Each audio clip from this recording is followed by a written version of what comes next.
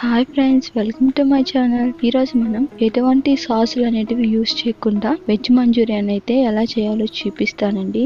ముందుగా క్యాబేజీని తీసుకొని దాన్ని సన్నగా తరిగి తీసుకోవాలి. క్యాబేజీని వీడియోలో చూపించినట్టు కట్ చేసుకోండి. కప్ మైదా, హాఫ్ కప్ కార్న్ ఫ్లోర్ వేసి కలుపుకోవాలి. స్పూన్ ధనియాల పొడి, గరం మసాలా పొడి, స్పూన్ మిరియాల పొడి, అల్లం వెల్లుల్లి, పసుపు, కారం వేసుకుంటూ కలుపుకోవాలి. కడాయి పెట్టుకోవాలి. అందులో నూనె పోసి నూనె వేడెక్కాక ఈ విధంగా మిగతా పిండిని కూడా ఆయిల్లో వేసి ఫ్రై చేసుకొని పక్కన పెట్టుకోండి.